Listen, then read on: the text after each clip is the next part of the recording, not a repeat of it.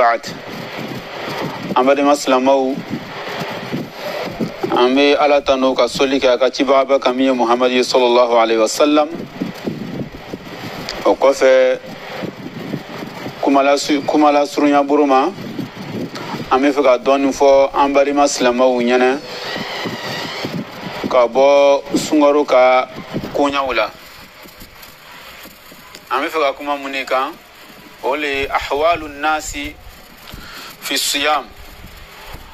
adamadenw ka lahalaya sungaru kono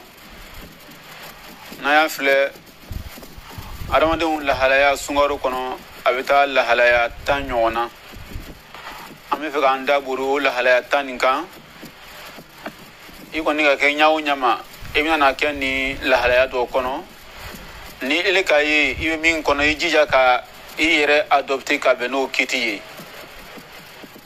la i b'a lɔn i kan k'i yɛrɛ minɛ i ka sunna cogoya di i kan k'i ka sun baara kɛ ɲa min ma i bɛ dɔ faamuya o kiti la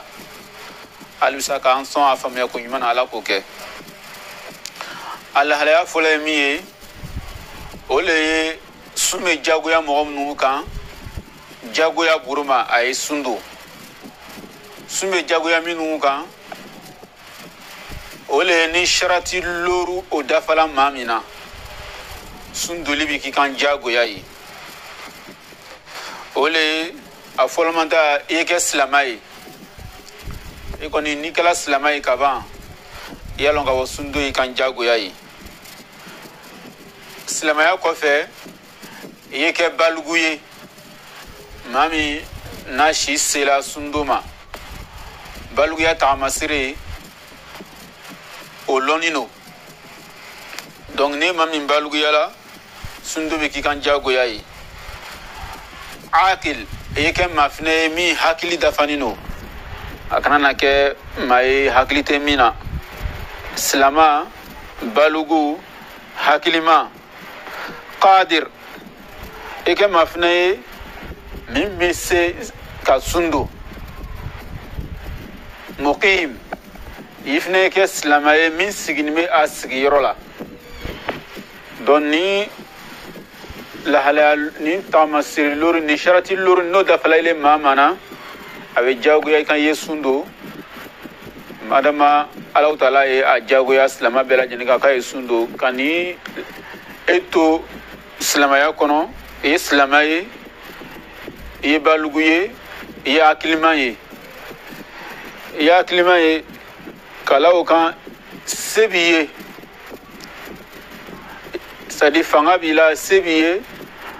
i dɛsɛnin tɛ i kɛ fana i sigini min sigiyɔrɔ i tɛ tagama bolo ma ni o sarati lori dafalelen maa na i y'a lɔn k'a fɔ sunkaro don min fɔla k'a jagoyala i kan e bɛ don o gurupu kɔnɔ donc k'an fanga se sun ni bato ɲuman na ala k'o kan ye o ye maa lahalaya fɔlɔ ye a filanan ye min ye o ye alikafir maa min ni silama tɛ kafiri lo yala an ka silamaya diinɛ nin kɔnɔ kafiri bɛ sun do wa la alikafir la yasum kafiri ale tɛ sun do la wala yajibu alayhi qada'u as-sawm a tɛ jagoya kafiri yɛrɛ fana kan k'a ye sunjuru sara iza aslama tuma min na n'a nana silamaya a tɛ fɔ ko komi i donna silamaya la donc an bɛ a ɲini fɛ i ka san 10 min kɛ ni tun tɛ silama ye i y'o sunjuru sara o tɛ fɔ donc a tawbatu tajubu ma qabla ni maa min tubila ka don silamaya la waati min tɛmɛna kan silamaya kɔfɛ n'a tun ma don silamaya la donc olu jurumu bɛɛ lajɛlen bɛ ka bɔ a kan a donni kɔ silamaya de la sa ni Alahu Taala ye sun min don a ɲɛna a bɛ o don ni silamaw ye hali n'a fɔra ko a silamayala ka sunkaro tɔ to tile kelen o tile kelen o le bɛ ka kan jagoya ye a b'o sun don tile 29 min tɛmɛna a kan o tɛ k'a ma juru sara ye parce que o kɛra ka sɔrɔ a ma don silamaya kɔnɔ ala k'an sɔn a faamuya ko ɲuman na o ye adamaden lahalaya filanan ye a lahalaya sabanan ye min ye o le ye as-saghir denmisɛnnin alladhi lam yablugh denmisɛnnin min ma baliguya fɔlɔ a ma se si hakɛya ma a bɛ fɔ maa min ma ko balugu an balima silamɛw baluguya tagamasere ye looru le ye baluguya tagamasere a bɛ fɔ adamaden ma balugu tagamasere looru bɛ yen n'o yela e maa min na a bɛ fɔ ma ko balugu tagamasere saba bɛ yen cɛ ni muso an bɛɛ lajɛlen jɛnnen b'o la tagamasere fila bɛ yen o kɛrɛnkɛrɛnnen don musow ye tagamasere fila fana bɛ yen o kɛrɛnkɛrɛnnen don cɛw ye tagamasere min ni an bɛɛ jɛnnen b'o la cɛ ni muso o fɔlɔmanta ye min ye o le ye ni le maa min sugola k'a ye lahawaji bɔla i la o ye baluguya tagamasere ye min b'a yira ko adamaden sera silamɛya baara ma a tagamasere filanan ye min ye o le ye sha'arul aana mana mina ni nana barakɔrɔsi ye a bɔ la o b'a yira ko baluguya tagamasere dɔ yela i la o le kama alakira sɔlɔ salam mana mina ani bani kurayzakaw o tun ye layiru dɔ sinye o ni ɲɔgɔn cɛ ni maa min nana bɛn anw silamɛw kan aw bɛ fara an kan ka olu kɛlɛ ni maa min fana nana bɛn aw yahudiyaw kan madina kɔnɔ yan anw silamɛw fana bɛ fara aw yahudiyaw kan k'o tigi kɛlɛ nka tumana min na makakaw ghazawat ahzabu la arabu kabilaw nana fara ɲɔgɔn kan ko bɛ alakira ni silamɛya yɛrɛ bɛɛ si tunu yahudiyaw minnu bɛ madina kɔnɔ olu le farala dogoliburu ma ka fara olu maka kafiri ninnu kan ka alakira kɛlɛ janfa bolo ma alakira nana o lɔn min kɛ ko ka layiru bɔrɔtɔ alakira tun b'o fagala ɲajɔ ma o tun bɛ o y'a kurusi le lajigi ka filɛ ni min barakɔrɔsi bɔ la o kɔrɔ le o baluguya la donc o b'o faga ka bɔ yen parce que o ye layiru kan can an b'o fɔla kuma senfɛ le sinon an ka thème to o yɔrɔ ye baluguya tagamasere yɔrɔ min ni alakira ye baara kɛ n'o ye o le ye barakɔrɔsi ye o b'a yira ko barakɔrɔsi o ye baluguya tagamasere dɔ ye baluguya tagamasere sabanan ni cɛ ni muso bɛɛ lajɛlen jɛnnen b'o la o le ye kabakɔrɔsi fana ta bɔli ye al-ibt donc kabakɔrɔsi bɔli o b'a yira ko adamaden baluguyala nka tagamasere fila gbɛrɛ bɛ yen cɛw kɛrɛkɛrɛnnen bɛ n'o ye tagamasere fila gbɛrɛ bɛ yen musow kɛrɛkɛrɛla n'o ye musow kɛrɛkɛrɛla ni tagamasere fila min ye o kelen o le ye muso ta sin ta bɔli donc o ye lahalaya ye o dannen don muso la ni o yela muso la tuma tuma a bɛ lɔn ko ja muso baluguyala muso ta tagamasere filanan min b'a yira k'a baluguyala o le ye olu ya karo labɔ hayida ni muso y'o ye a bɛ lɔn k'a baluguyala nka cɛ ta tagamasere fila min n'o kɛrɛnkɛrɛnnen don ni cɛw fana ye o ye min ye o le ye intisharu zakar wala an y'o fɔ ta arabukan na a julakan fɔ ka go an kana kɛ jafaraya gurupu dɔ ye ala ni sababa bɛn wala bon a tagamasere filanan ni cɛw kɛrɛkɛrɛla n'o ye o le ye bungosi ta bɔli ni cɛden kɔni k'a ye bungosi bɔla ka ban i y'a lɔn k'a fɔ baluguya tagamasere dɔ sɔrɔla i la donc an k'o fɔ walada senfɛ le k'a yira adamaden bɛ baluguya ni lahalaya min ye o le ye ninnu ye donc silamɛ ni kɔni baluguyala a fɔ ni maa min ma baluguya sɔgir o tɛ sun don nka denmisɛnnin tuma dɔ n'a ye sun don o kiti bɛ di yala haramu le wa komi kafiri ta la kafiri n'a ye denmisɛnnin n'a ye sun don an y'a lɔn k'a fɔ a b'a yɛrɛ degela sun don la le a b'a yɛrɛ degi sun don la ka i yɛrɛ kolo a la a bɛ taa baluguya tuma tuma o y'a sɔrɔ a farisogo denin b'a la alhamdulilayi a tɛ siranna sun ɲɛ liyatada asiyam kabla albulugh a ye se ka degi sun ta doli la yan'a ye baluguya silamɛya b'o ɲini an y'an ka denw lamɔ ni o lahalaya ye o de kama sɔhabaw olu tun kɛla u b'o ka denw ladegi sun do la tuma dɔ ye i b'a ye ni sun nana gban min na o be turnga no ka turnga fe unduma ay sekire nyana gbala kabanga nyina kabanga na suno la iba yobe wati shema de makan suna nga na ke ka ko sunne bina na toro ka sedegiri doma abatige parce que jago yate ale kan folo afneta juru sara ala kan sawaba be amade maslamau adama de ka la halayan nanina sungoro kono ole mami nabe fumako al majnun fato ta sundo kitibidi la yajibu alayhi as-sawm fato sunte jago yale kan kai sundu ni sumi fina temena kato fato ya kono nana keneya atifo ko sunjurumi afo sunnu temena kato fato ya la kayo juru sara keneya nana ka beni wati mi cho abe aya sundu wala halaya kan comme kafirta la halaya be nyamima donc abe nyini afe ole ko fe kay sundu ate fofne kay e mudebo ko base ko fa bala ni sungaro ga se abe mudebla aka sun place la ote fo fatoma donc ata juru sara arete afnete mudebo ka bla nona donc oluta la halaya beti nga mado fne be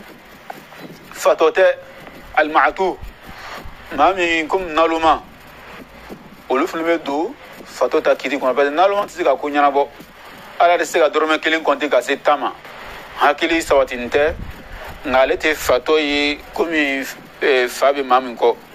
ngale hakili le madafa dajibo naluma mi dajibo iba bon ata ere kalamati ale ni fato bela janimi do kiti kono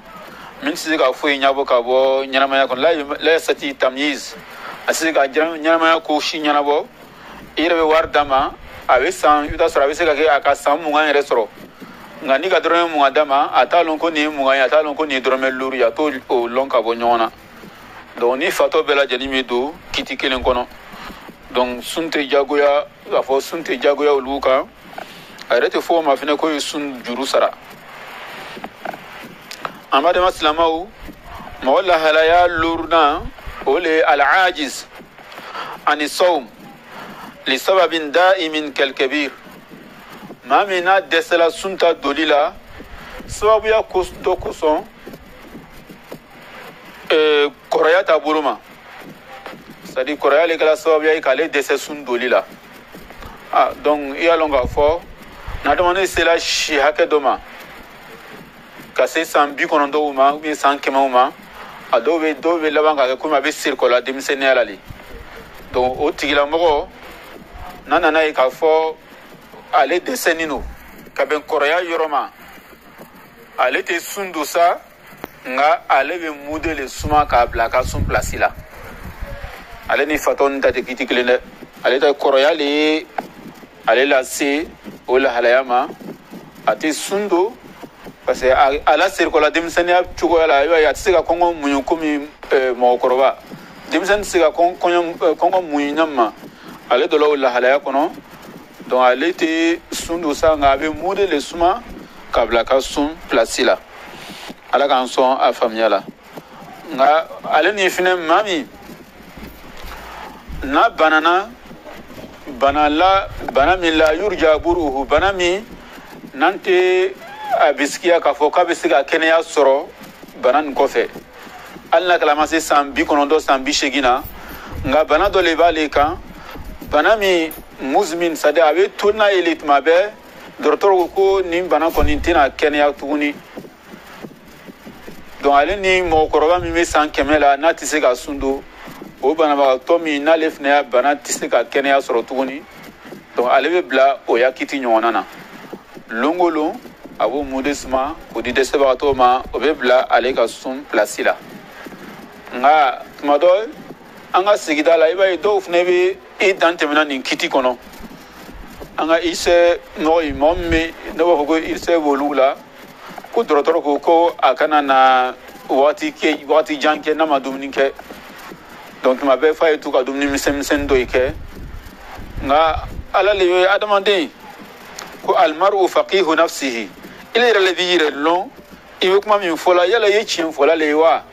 emi bo mawle wal me mawle nyama barila ka feria dum na ni irse kumai dona do kela bana bilila tigi comme il va fola nyama e ka mi fo ala timna e biya mode suma kable ya fen place la na do kela e be mawle negala ni irse ko e ka sori ka kene ha e alonga fu be kumu ya bale tala kabli re nya kiyama dona fa sundoli e jago yale na sharati da falaila ala kan son afam ne ko nyana do amade maslamau molla halaya worona mimina o kofe ole al marid maradan tari'an yantaziru buruhu yuftir in shaqqa alayhi sawm wa yaqdi ba'da bur'ihi molla halaya urum lana ole banamatomi afu molla halaya worona banamatomi nale aya bana ono na chwankandi donc afna bana te ina fo anga folomantam fo ka fo ko bana mino ko keneyate sorla ko aleta e anga bana naturel mina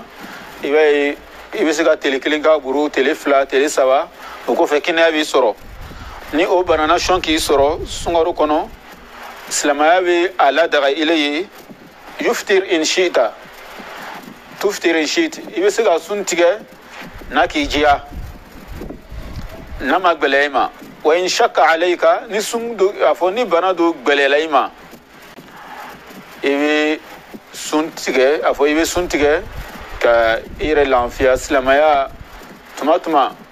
ni gbeleya kubi islamaya bi noya le takalana donc islamaya bi yafa ima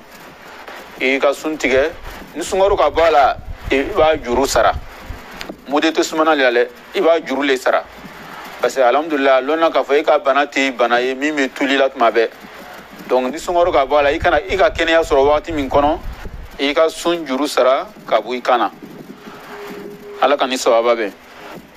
amade maslamau mawla halaya urun vlana ole al hamil wal murdi musukonoma wal murdi ani musumi mesindi la dema إذا شك عليهما الصوم نسونا بليا أوكا من أجل الحمل أو الرضاع يكون ما يلي أفسونا بليا يكون ما يكوسون والما سونا بليا يسندي دما أو كوسون ngalon ngala ko ni lahalala nunu betlan ata lahalaya fla nakala ile ya sumbla kun o denilo ile reli ninkuna e serna akana torale asira ninkuma ni sumbla ni ba juru sarla tumanam na ibani ko wala sungaru kono a juru saratuma nakala yit me jorla ira ninkunila donc ibe sun tromper le juru sara nga kuna kela ebe sun bla min kela wecho ya konoma ya tuma ya sindi dema otumala nakala ile sun bla kunyele denta ni makaran koso umi ya kono makaran koso nga ile re ya ninkunte deneta makaran ni koso denta latanga ni koso donc kiwe sun juru sara kawanga mude suma ka fraka parce que makele ra toroya la nyini koso doye a korofo ka beni ka a ditaye di ka beni o koroyi nga doya fo ka bela jeni e kelenyi akala ebe sumblala ira ninkune sranya ko songo wona ebe sumblala den yereta la tangale ko son ka bela jeni e kelenyi albisa kani sawaba ben ala ko kanyi do ambade maslamau la halami mena o ko fe no le ashiginayi ole al haid wan nufasa musumi nale la karu ne aya karula bonana nole haidai wonu fasa ani musumi nale jigini ko wulujili mena musumbo la halala ni sungoro nana duka to la halala ulu fla biela jeni la tasuman ulu te sundu hal al haid haida watila wan nifas ani denwole jeli wati kono o te sundu islamaya be afoma jago ya buruma atna ko kumi banabato mi ya bana be siga kene o tat nin tekilinye banabato mi ni bana be siga kene ya ko fe naka wujia naka yesunte gbere ma ba sundu mais musum burube jila alita suntiga jago ya li al naka lon ko fanga bala be siga sundu jago ya la yesumbla musum fine na karu denwole jul matiga folo jago ya la lefne ka yesumbla ati foko na ka ja la nga manamna ni sungoro nana boala ni oya denwole jul nana tige ale ni hayda fine nana lo oye wati nubla sungoro kono obo juru sara kabo kana islamaya e min fo o kitila ole oyi amo lahalaya kono dona المضطر للفطر لإنقاذ معصوم من غرق أو حريق مومي ni ale obligé la akabadi man doye a bina koji kono sara dola koji kono abe feka to jila bo ayreba isa nale ma doningo kata amademe abena na to jila o isayayi adamade nima karan o kitika bu ni sunta doli donc abe nyile fe iya suntige kasi kata ibade man chem makaran ji kono ay se ka bo ibo telekele njuru sara atingeni ko fe walma alan kishita sumale bomna inya wala demsenu be denyen do be bongono ke to suna niko kibo baraka abini sege donc iye suntige kadu kana se ka modo kishi ka tasmata jinnima ko kishi ko nima tanga ka tasmata jinnima ibnu lumi fnebla ka bien o la halaya kama iba ni sungaro ka boala yo juru sara donc yanga islamaya ta sonno ya doyi bon la halaya mena ko fe no le atanayi allaba no fnewi al musafir tamadi voyage keba إن شاء صوم وإن شاء أفطر نكا لجيا أبسكا سندو نادو فنجالاي أبسكا سنتيجي على كرا نينما يكونو على كرا يفوياجي دوكي صلى الله عليه وسلم أناكا صحباو كو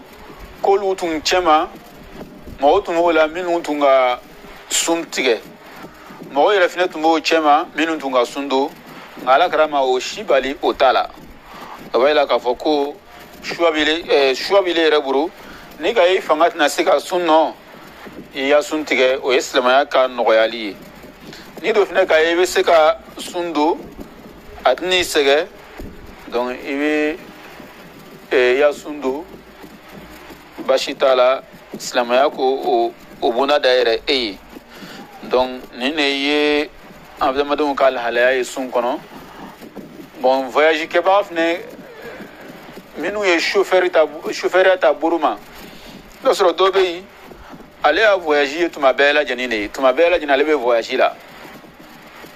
yala be fo otila mo ne ko kuma ale be voyager la tuma be kay sundowa na jala fne ye madama kon be voyager la tuma be al na kala chauffeur le o be taxi burla mi metu ka bokata nay ka boita kata nay du berla donc al na kala abe voyage kala sangono wati bela jannila na ko suma sege abe sumbla watu meke nate kala voyage la abaka sun juru sara o wati o kono donc nune ye adamade un kala halaye sungaro kono e mami niki reye abunda mina e jija ki ya batu ke ka beni o la halaye Allah taala e dinani noyali ama gbele ankan nga sungaro ere fasamanti ya o le ka bon iseka batu shima ka kono nakala a sharati uda falaila kaseka fasamanti ya shima sura kono ole kafsa ni ire nega ituma do ka fen mundo ifo ka layir la ka sura utila alusala ka ni sawaba be kono ka sungaro shima do anshi kono ala kuke ka afasamanti ya uda ma ala kuke kan kisi a chen ko ma ala kuke haketo bala wa sallallahu wa sallam ala nabiyina Muhammad. والسلام عليكم ورحمة الله وبركاته.